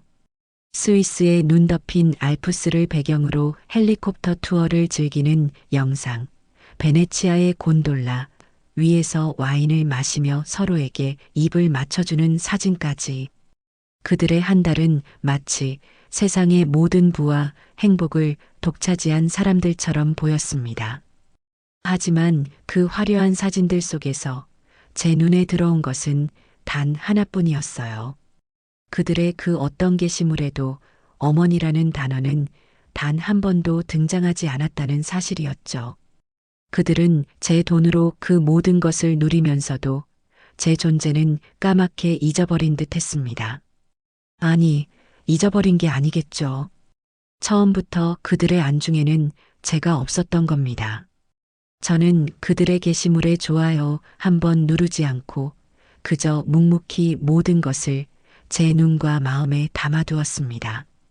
그것들은 앞으로 벌어질 모든 일들에 대한 가장 확실하고도 명백한 증거가 되어줄 테니까요. 그들이 유럽의 절반을 돌아다닐 무렵 저는 제 계획의 두 번째 단계를 실행에 옮겼습니다. 바로 펜트하우스에 남아있는 그들의 짐을 처리하는 일이었죠. 저는 김 변호사를 통해 가장 신뢰할 수 있고 입이 무거운 이사업체를 소개받았습니다. 그리고 주말 아침 건장한 직원들이 조용히 펜트하우스를 찾아왔죠. 사모님, 모든 물건을 하나도 빠짐없이 포장해서 지정하신 창고로 옮겨드리면 되는 거지요? 네, 부탁합니다. 그리고 파손되기 쉬운 물건들이 많으니 각별히 신경 써주세요. 나중에 딴소리가 나오면 곤란하니까요. 제 말에 작업 반장은 고개를 숙이며 완벽한 일 처리를 약속했습니다. 이사가 시작되자 저는 다시 한번 경악을 금치 못했어요. 집안에서 나오는 짐의 양이 상상을 초월했기 때문이죠. 가장 먼저 저를 압도한 것은 며느리 영지의 드레스룸이었습니다. 수백 벌의 옷들은 물론이고 수십 개의 명품 가방들은 포장조차 뜯지 않은 새 것들도 수두룩했죠. 신발장에는 수백 켤레의 구두들이 마치 전시품처럼 진열되어 있었고 화장대 서랍을 열자 백화점 명품관을 통째로 옮겨놓은 듯한 화장품들이 쏟아져 나왔습니다. 아들 경수의 방도 만만치 않았어요. 값비싼 시계 컬렉션과 한정판 운동화들, 그리고 취미로 모은다는 고가의 피규어들이 방 한쪽 벽면을 가득 채우고 있었죠. 거실의 와인셀러 안에는 제가 이름도 모르는 값비싼 와인들이 수십 병이나 잠들어 있었고, 주방에는 한 번도 사용한 적 없는 듯한 최고급 주방용품들이 상자째 쌓여 있었습니다. 그들은 마치 이 집을 자신들의 욕망을 채우기 위한 거대한 창고처럼 사용하고 있었던 거예요. 이 모든 것을 사는데 들어갔을 돈을 생각하니 헛웃음이 절로 나왔습니다. 이사업체 직원들은 혀를 내두르며 짐을 날랐습니다. 아침 일찍 시작된 작업은 해가 저물고 나서야 겨우 끝이 났죠. 5톤 트럭 2대를 가득 채우고도 모자랄 정도의 엄청난 양이었습니다. 그 모든 짐은 제가 미리 계약해둔 경기도 외곽의 대형 창고로 안전하게 옮겨졌어요. 저는 창고에 도착해서 직원들이 짐을 차곡차곡 쌓아두는 것을 제 눈으로 직접 확인했습니다. 습도와 온도가 자동으로 조절되는 최신식 보관 창고였죠. 저는 그들의 소중한 재산이 조금도 손상되지 않도록 최선의 배려를 해준 셈입니다. 창고 임대 계약서에 서명을 하고 첫 달치 임대료를 지불한 후 저는 굳게 닫힌 창고의 철문을 뒤로하고 발걸음을 옮겼습니다. 이제 제 역할은 거의 끝이 난 셈이었죠. 시간은 쏜살같이 흘러갔습니다. 유럽에서의 꿈 같은 한 달이 끝나갈 무렵 영지의 SNS에 마지막 게시물이 올라왔어요. 인천공항으로 향하는 비행기 티켓 사진과 함께였죠. 꿈 같았던 한 달, 이제 안녕. 그리운 우리 집으로 돌아갈 시간. 역시 집이 최고야. 저는 그 게시물을 확인하고 조용히 스마트폰의 전원을 껐습니다. 태풍이 몰려오기 직전의 고요함. 세상은 이토록 평화로운데 잠시 후 제 아들 내외의 세상은 뿌리부터 뒤흔들리게 되겠죠. 저는 일부러 그들의 도착 시간에 맞춰 전화를 걸거나 마중을 나가지 않았습니다. 최고의 선물은, 그리고 최악의 절망은 가장 예상치 못한 순간에 스스로 찾아오는 법이니까요. 저는 거실 창가에 앉아 제가 가장 아끼는 난초에 물을 주며 조용히 그들의 연락을 기다렸습니다. 이제 곧 길고 길었던 연극의 마지막 막이 오를 시간이었습니다. 인천공항에 도착한 아들 내외의 모습은 피곤함 속에서도 만족감으로 가득 차 있었어요. 그들의 양손에는 유럽의 각 도시에서 긁어모은 명품 쇼핑백들이 주렁주렁 들려 있었고 수십 개의 여행 가방은 공항 카트 위에서 위태롭게 산을 이루고 있었죠. 택시를 타고 강남의 주상복합으로 향하는 내내 며느리 영지는 차창 밖 풍경에는 아랑곳하지 않고 스마트폰으로 여행 사진을 정리하며 흡족한 미소를 짓고 있었습니다. 여보, 이번 여행 정말 최고였지? 다음에는 몰디브로 갈까? 가서 한 달 정도 푹 쉬다 오는 거야. 그래, 좋아. 너가 좋다면 뭐든. 경수는 피곤한 듯 눈을 감고 대답했지만 그의 입가에도 희미한 미소가 걸려 있었죠. 마침내 익숙한 주상복합의 웅장한 로비에 들어섰을 때 그들은 마치 개선장군이라도 된 듯 당당한 걸음으로 펜트하우스 전용 엘리베이터에 올라탔습니다. 아, 역시 우리 집이 최고야. 빨리 가서 씻고 눕고 싶다. 영지는 현관 도어록 앞에 서서 익숙하게 비밀번호를 눌렀습니다. 띠띠띠띠. 하지만 경쾌한 잠금 해제음 대신 차갑고 날카로운 경고음이 울려 퍼졌죠. 삐비빅. 등록되지 않은 정보입니다. 뭐지? 영지는 미간을 찌푸리며 다시 한번 비밀번호를 눌렀어요. 결과는 마찬가지였습니다. 옆에 서 있던 경수가 짜증 섞인 목소리로 말했죠. 너가 또 비밀번호 바꿨어? 바꾸고 나한테 말 안 해준 거 아니야? 내가 왜 바꿔? 당신이 바꾼 거 아니고. 하여튼 중요한 건 맨날 까먹는다니까. 두 사람은 서로에게 책임을 떠넘기며 몇 번이고 다시 비밀번호를 눌러보았지만 도어록은 묵묵부답이었습니다. 한 달간의 여행으로 쌓인 피로와 짜증이 한꺼번에 몰려왔죠. 결국 영지는 참지 못하고 인터폰을 통해 관리사무소를 호출했습니다. 여기 펜트하우스인데요. 지금 도어록이 작동을 안 해요. 와서 좀 확인해 주세요.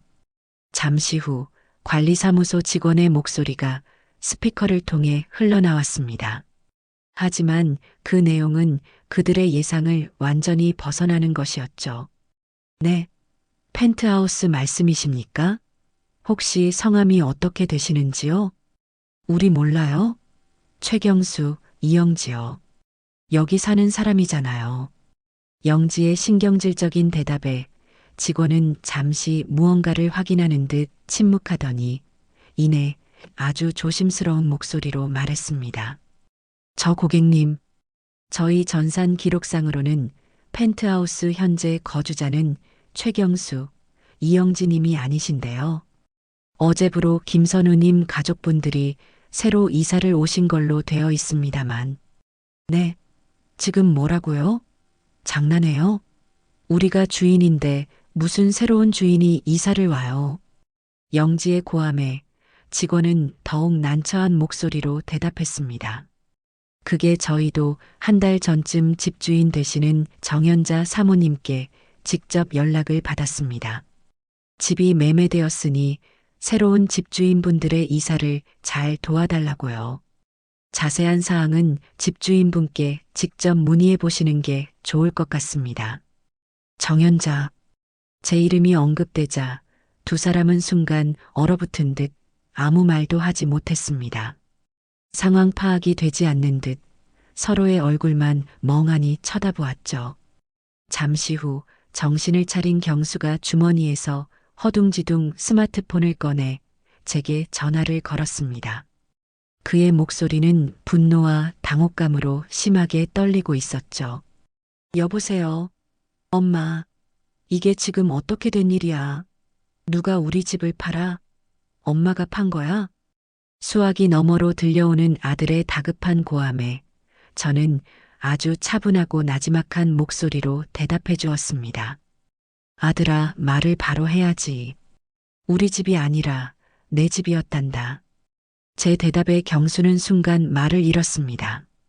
그 짧은 침묵 속에서 그는 무언가 거대한 것이 잘못되었다는 것을 직감했겠죠. 그 순간 며느리 영지가 경수의 손에서 전화기를 거칠게 빼앗아 들고 제게 악을 쓰기 시작했습니다. 어머니, 지금 저희한테 말 한마디 없이 집을 팔아버리셨다는 거예요? 어떻게 저희한테 이러실 수가 있어요? 이건 명백한 사기예요. 당장 이 계약 무르지 않으시면 제가 어머니를 고소해버릴 거예요. 아세요? 영지의 비명에 가까운 목소리를 들으며 저는 조용히 찻잔을 내려놓았습니다. 그리고 평생 단 한 번도 며느리에게 보여준 적 없는 차갑고 단단한 목소리로 말했죠. 영지야, 너가 법을 잘 모르는구나. 집주인이 자기 소유의 집을 파는 건 세상에서 가장 합법적인 재산권 행사란다. 그리고 사기는 너희가 내게 친 게 사기 아닐까? 아비의 기일은 잊은 채 홍콩에서 밀월 여행을 즐기고 효도 여행을 보내주겠다며 받아간 돈으로 너희 둘만의 크루즈 여행을 즐긴 건 뭐라고 설명해야 할까? 수화기 너머로 영지의 거친 숨소리가 들려왔습니다. 제가 모든 것을 알고 있다는 사실에 그녀는 엄청난 충격을 받은 듯 했죠. 저는 말을 이었습니다. 아, 너희들의 그 소중한 짐들은 걱정하지 말거라. 내가 경기도 외곽에 있는 창고에 안전하게 보관해 두었단다. 주소는 문자로 보내주마. 한 달 안에 찾아가지 않으면 모두 폐기 처분될 테니 그리 알 거라. 아, 그리고 다음 달 창고 임대료부터는 너희가 직접 내야 할 게다. 저는 제 할 말만 마치고 영지의 대답을 들을 필요도 없다는 듯이 전화를 끊어버렸습니다. 화려한 펜트하우스의 복도, 그 차가운 대리석 바닥 위에 아들과 며느리는 산더미 같은 짐과 함께 망연자실한 표정으로 서 있었겠죠.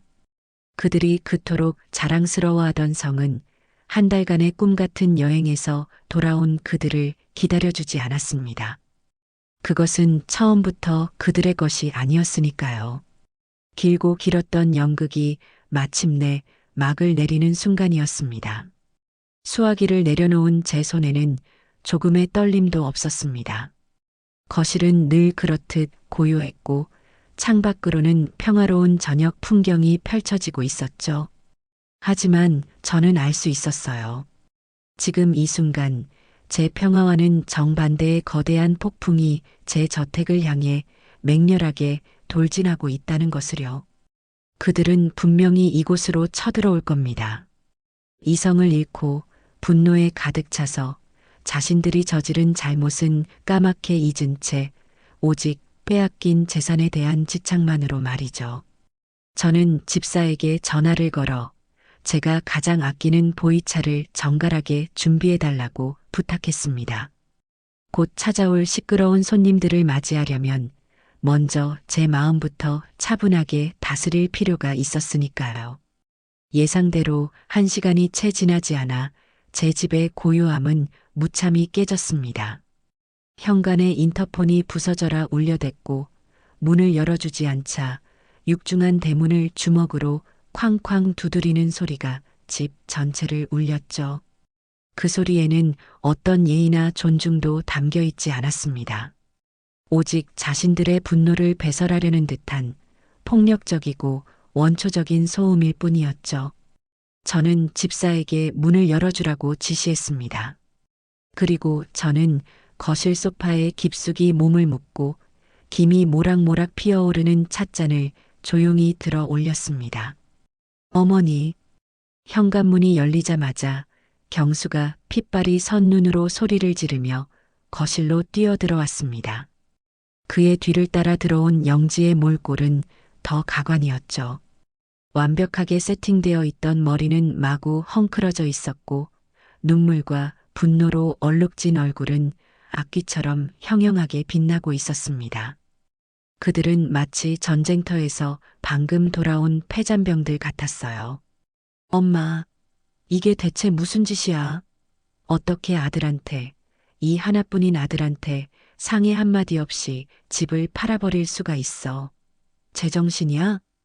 경수는 제 바로 앞까지 다가와 테이블을 주먹으로 내리치며 고함을 질렀습니다. 테이블 위의 찻잔이 위태롭게 흔들렸죠. 저는 흔들리는 찻잔을 조용히 바로 세우고 찻잔 너머로 아들의 얼굴을 물끄러미 바라보았습니다. 경수야, 내 집을 내가 팔겠다는데 누구의 허락을 받아야 하는 거니? 그리고 너는 언제부터 나를 엄마라고 생각했었다고 그런 말을 하는 게냐? 제 차분한 대답에 경수는 오히려 더 격분했습니다. 하지만 그 순간 영지가 경수를 거칠게 밀치고 제 앞으로 나섰죠. 그녀는 금방이라도 제 머리채라도 잡을 듯한 기세로 저를 쏘아붙였습니다. 어머니, 지금 그게 할 소리세요? 저희가 그 집에서 어떻게 살았는지 뻔히 아시면서 저희 인생을, 저희 미래를 하루아침에 박살 내놓고 지금 차가 넘어가세요? 당장 그 집 돌려주세요. 계약 취소하고 저희한테 다시 명예 이전해 놓으시라고요. 아가, 세상 물정을 참 모르는구나. 이미 등기 이전까지 모두 끝난 거래를 어떻게 물은다는 거니? 그리고 내가 왜 그래야 하지? 너희가 내게 해준 것이 무엇이라고 내가 너희의 인생까지 책임져야 할 의무가 있는 게냐? 뭐라고요? 저희가 해준 게 없다고요? 제가 이 집안의 대를 이어드리려고 얼마나 노력했는지 모르세요? 어머니 손주 안겨드리려고 제 몸 상해가면서 병원 다니고 약 먹고 그런데 어머니는 그런 제 노력을 전부 물거품으로 만드셨어요. 이 모든 게 어머니의 그 이기적인 결정 때문이라고요. 영지는 자신의 배를 감싸주며 절규했습니다. 마치 뱃속에 그토록 원하던 아이라도 들어있는 것처럼요. 참으로 가증스러운 연기였죠. 저는 찻잔을 내려놓고 그녀의 눈을 똑바로 마주보며 말했습니다. 네, 손주. 영지야, 너는 아직도 내가 그런 거짓말에 속을 거라고 생각하는구나. 너희가 내 돈으로 유럽을 떠돌며 향락을 즐기는 동안 단 한 번이라도 너희의 입에서 아이라는 말이 나온 적이 있었니? 너희가 진정으로 원했던 건 아이가 아니라 아이를 핑계로 내게서 뜯어낼 돈과 집뿐이었잖니. 내가 틀렸느냐? 제 말에 영지의 얼굴이 하얗게 질렸습니다. 제가 자신들의 SNS까지 모두 확인했다는 사실을 깨달은 것이겠죠. 그녀가 잠시 할 말을 잃고 주춤하는 사이 상황이 불리하게 돌아간다고 판단한 경수가 갑자기 제 앞에 털썩 무릎을 꿇었습니다. 어머니, 제가 다 잘못했습니다. 제가 정신이 나갔었어요. 영지가 하자는 대로 끌려다닌 제가 못난 놈입니다. 제발 한 번만 용서해 주세요. 네, 어머니, 저 이대로 길바닥에 나앉으면 정말 죽어요. 아버지께서 하늘에서 보고 계십니다. 어떻게 아들이 이 지경이 되도록 내버려 두실 수 있으세요? 아들은 제 바짓가랑이라도 붙잡을 듯 애원하며 눈물을 흘렸습니다. 하지만 그 눈물에서는 단 한 방울의 진심도 느껴지지 않았죠. 오직 잃어버린 50억짜리 펜트하우스에 대한 미련과 집착만이 끈적하게 묻어나오고 있었습니다. 영지도 경수의 의도를 재빨리 파악하고는 언제 악을 썼냐는 듯이 경수의 옆에 따라 무릎을 꿇고 흐느끼기 시작했어요. 어머니, 저희가 정말 죽을 죄를 지었어요. 철이 없어서 세상 물정을 몰라서 그랬어요. 제발 저희에게 다시 한번 기회를 주세요. 어머니 말씀대로라면 뭐든지 다 할게요. 앞으로 정말 어머니 그림자도 안 밟고 시키는 대로 효도만 하면서 살게요. 제발요, 어머니. 두 사람은 제 발치에 엎드려 통곡하기 시작했습니다. 참으로 볼만한 광경이었죠.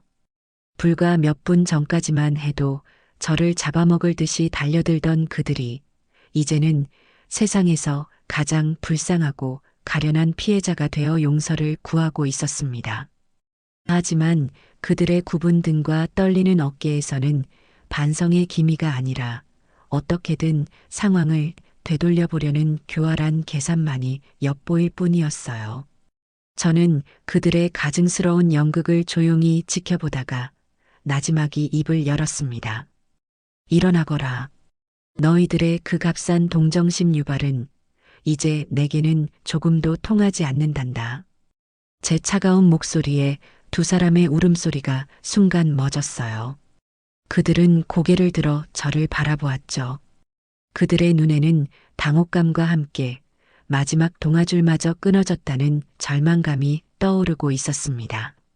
내가 너희에게 50억짜리 집을 사주었을 때 나는 너희에게 단순히 집이라는 건물을 준 것이 아니었다. 나는 너희에게 가족이 될 수 있는 마지막 기회를 준 것이었어. 서로를 아끼고 보듬어주고 어른을 공경하며 진짜 가족으로 거듭날 수 있는 마지막 기회. 하지만 너희는 그 기회를 너희들 발로 쫓아버렸지. 너희는 그 집을 가족의 보금자리로 만든 것이 아니라 너희의 허영과 탐욕을 채우는 유흥의 장소로 만들었다. 너희는 내게서 받은 신뢰를, 돈으로 바꿀 수 없는 그 소중한 가치를 고작 명품 가방 몇 개와 하룻밤의 파티를 위해 쓰레기통에 내던져 버린 거야.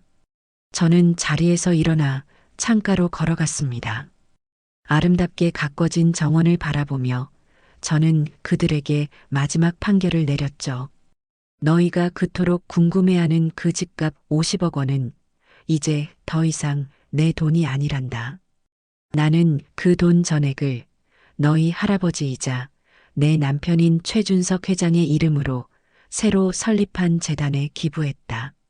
네, 제 재단이요? 경수가 믿을 수 없다는 듯 되물었어요. 그의 목소리는 물에 젖은 솜처럼 힘없이 갈라져 나왔죠. 그래, 재단이다. 최준석 희망재단. 너희 할아버지가 평생을 바쳐 이룩한 부가 더 이상 너희처럼 가치 없는 것들을 위해 낭비되는 것을 막기 위해서다. 그 돈은 이제부터 가정 형편이 어렵지만 꿈을 향해 성실하게 나아가는 젊은 청년들을 돕는 데 쓰일 게다. 적어도 그 아이들은 너희처럼 자신들에게 주어진 기회를 배신하지는 않겠지. 제 말을 듣고 있는 아들 내외의 얼굴은 이제 하얗다 못해 잿빛으로 변해 있었습니다. 50억이라는 돈이 자신들이 다시 손에 넣을 수 있는 마지막 희망이 이제는 영원히 다른 세상의 이야기가 되어버렸다는 사실을 깨달은 것이겠죠. 저는 그들에게 다가가 차갑게 식어버린 진실의 마지막 조각을 던져주었습니다. 그리고 너희들의 그 화려했던 짐들. 경기도 외곽의 창고에 보관 중이라고 했지? 주소는 이미 문자로 보내두었다. 정확히 한 달의 시간을 주마. 그 안에 너희들 손으로 직접 모든 짐을 찾아가거라.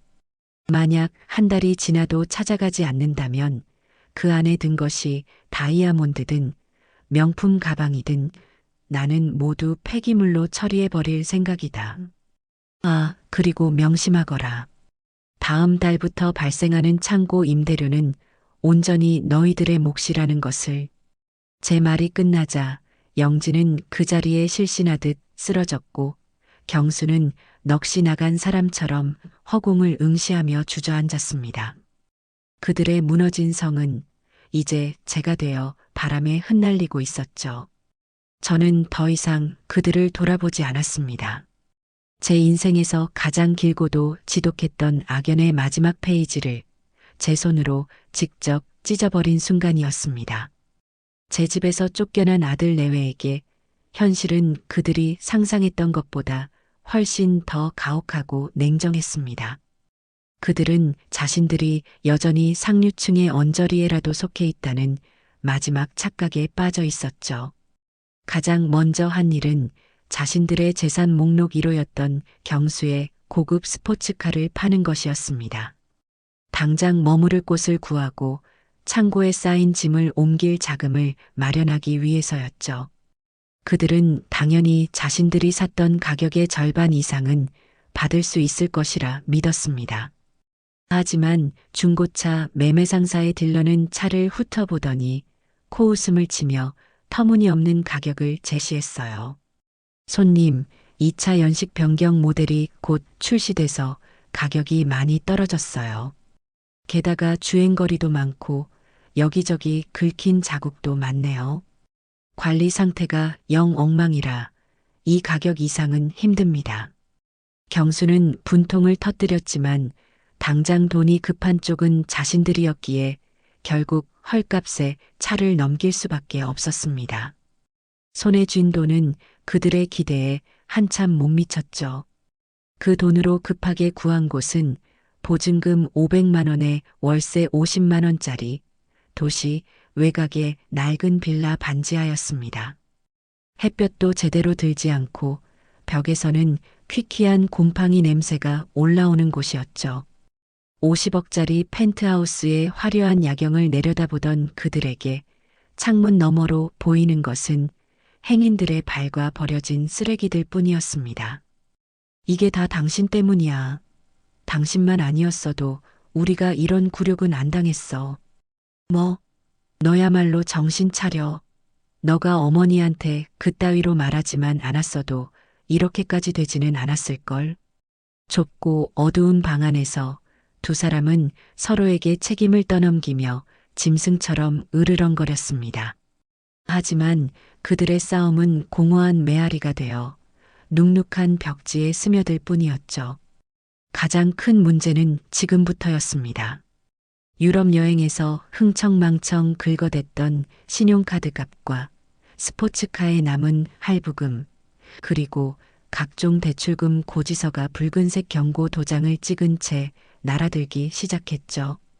그 금액은 그들이 감당할 수 있는 수준을 아득히 뛰어넘고 있었습니다.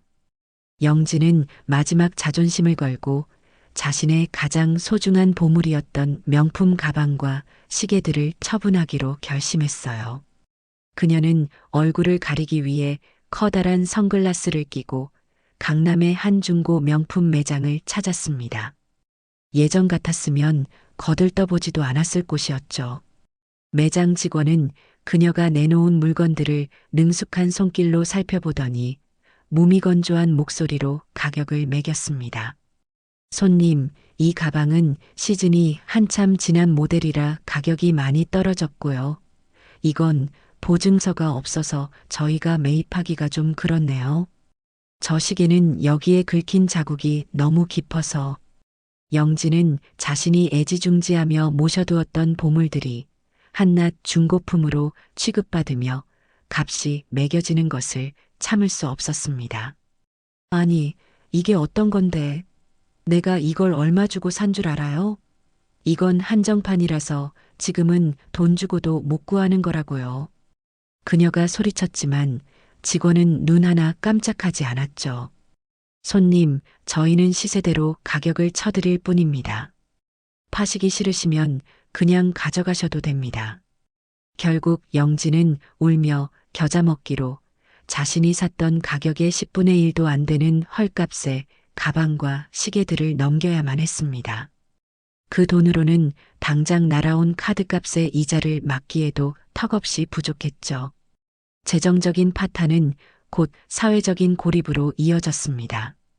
영지는 지푸라기라도 잡는 심정으로 평소 함께 어울리던 친구들에게 전화를 걸어 돈을 빌려달라고 부탁했어요. 하지만 그녀의 예상과는 달리 친구들의 반응은 얼음장처럼 차가웠습니다. 어머, 영지야. 나도 요즘 남편 사업이 어려워서 힘들어. 정말 미안. 우리 지금 발리에 와 있는데 어떡하지? 한국 돌아가려면 아직 멀었는데. 영지야, 너희 어머님이 그렇게 부자신데 왜 우리한테 돈을 빌려? 혹시 무슨 일 있어? 그녀의 불행을 가십거리 삼아 떠보는 친구도 있었죠. 몇 번의 통화 끝에 영지는 깨달았습니다. 그들은 자신의 친구가 아니라 자신의 돈과 배경의 친구였다는 사실을요. 자신이 모든 것을 잃어버린 순간 그들은 미련 없이 등을 돌려버렸습니다. 그녀의 화려했던 SNS는 그날 이후로 단 하나의 게시물도 올라오지 않았어요. 한때는 선망과 질투의 대상이었던 그 공간은 이제 그녀에게 잊고 싶은 과거의 무덤이자 지울 수 없는 치욕의 증거가 되어버렸죠. 결국 그들에게 남은 선택지는 파산 신청뿐이었습니다. 법원에서 모든 재산을 처분하고 채무를 면책받는 절차를 밟으며 그들은 사회적으로 사망 선고를 받은 것이나 다름없게 되었죠. 이제 그 어떤 금융 거래도 할 수 없었고 그들의 이름 앞에는 신용불량자라는 붉은 주홍 글씨가 새겨졌습니다. 그 무렵 제가 알려준 한 달의 기한이 거의 다 되어가고 있었어요. 아들 내외는 결국 창고에 쌓인 짐을 처분하기 위해 중고 가구 전문업자를 불렀습니다. 업자는 창고를 가득 메운 짐들을 훑어보더니 혀를 차며 말했죠. 아이고, 이걸 다 언제 정리한대. 요즘 이런 부피 큰 가구들은 돈 주고도 안 가져가요. 우리가 고물값 쳐서 몽땅 가져가 줄 테니 그냥 그렇게 처리하는 게 어때요? 오히려 우리가 인건비 안 받는 걸 고맙게 생각해야 할 판인데. 며느리 영지가 이탈리아에서 직접 공수해 왔다며 자랑하던 최고급 소파도 경수가 자신의 서재를 꾸미겠다며 수입했던 고가의 원목 책상도 그 업자의 눈에는 그저 처치곤란한 대형 폐기물일 뿐이었습니다. 결국 그들의 허영과 욕망이 담긴 수많은 짐들은 트럭 한 대 값도 안 되는 헐값에 몽땅 팔려나갔습니다. 모든 것이 사라진 텅 빈 창고에서 아들 내외는 망연자실한 표정으로 서 있었어요. 그제야 그들은 깨달았겠죠. 자신들이 그토록 집착했던 모든 것들이 사실은 아무런 실체도 없는 신기루에 불과했다는 것을요. 반지하의 차가운 방으로 돌아온 두 사람은 아무 말 없이 서로를 마주 보았습니다. 그들의 눈에는 더 이상 분노나 원망 같은 격렬한 감정조차 남아있지 않았죠. 오직 텅 비어버린 공허함과 앞으로 어떻게 살아가야 할지에 대한 막막한 두려움만이 짙게 깔려 있었습니다. 그들이 스스로의 힘으로 쌓아 올린 것이 아무것도 없었기에 그들의 몰락은 너무나도 빠르고 철저했습니다. 아들 내외가 현실의 무게에 짓눌려 허우적거리는 동안 제 삶은 새로운 활기로 가득 차기 시작했습니다. 저는 약속대로 남편의 이름을 딴 최준석 희망재단의 문을 열었죠. 재단의 개소식은 화려하지 않았습니다. 대신 남편의 오랜 친구들과 회사의 전직 임원들, 그리고 재단의 첫 번째 장학생으로 선발된 젊은 청년들이 자리를 채웠죠. 저는 단상에 올라 떨리는 목소리로 준비한 연설문을 읽어내려갔습니다.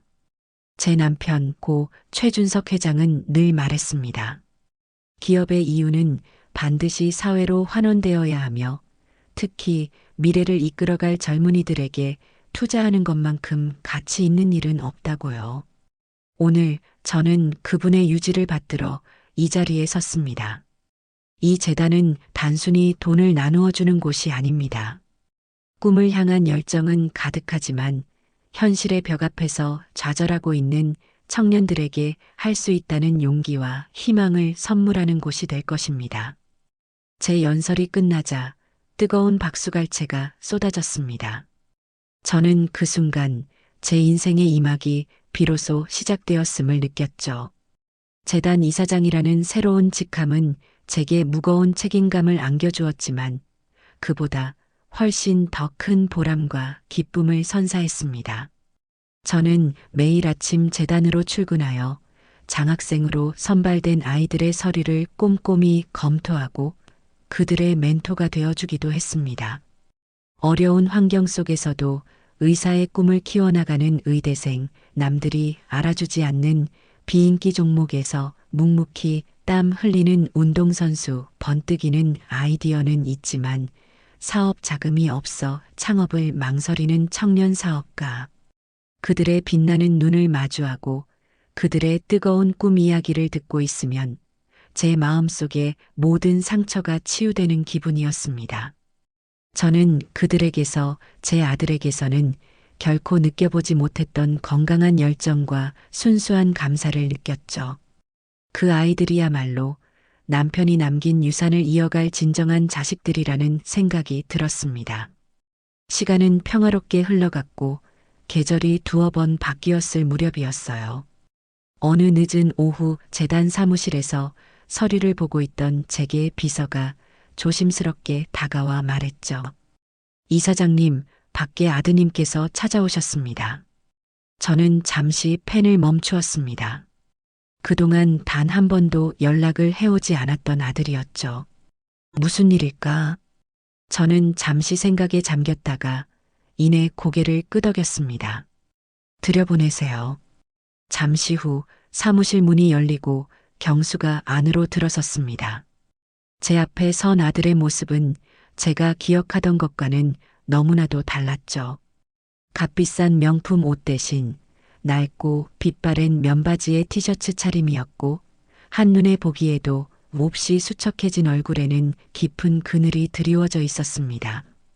예전에 오만하고 자신감 넘치던 모습은 온데간데없고 세상의 모든 풍파를 다 겪은 사람처럼 지치고 초라해 보였어요.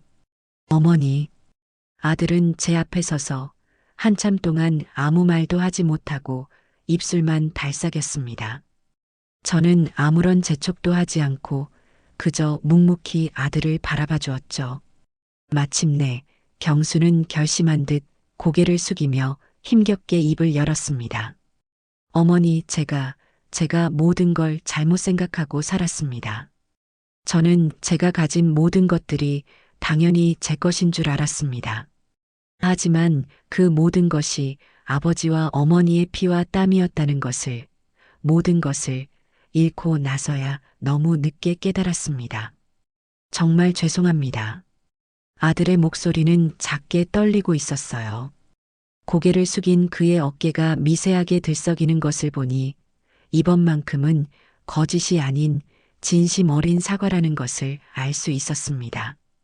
그동안 수없이 많은 원망과 자기 연민의 시간을 보낸 끝에 비로소 자신의 잘못을 인정하게 된 것이겠죠. 저는 자리에서 일어나 아들에게 다가갔습니다. 배고프지? 저녁이나 먹으러 가자. 제 말에 아들은 놀란 듯 고개를 들었어요. 그의 눈에는 눈물이 그렁그렁 맺혀 있었죠. 저는 아들을 데리고 재단 근처의 작은 백반집으로 향했습니다. 화려한 레스토랑이 아닌 따뜻한 밥과 소박한 반찬들이 나오는 제가 평소 즐겨 찾던 곳이었죠. 우리는 마주 앉아 아무 말 없이 식사만 했습니다. 아들은 마치 며칠을 굶은 사람처럼 허겁지겁 밥을 입으로 밀어 넣었죠. 그 모습을 보니 마음 한구석이 시큰하게 아려왔습니다.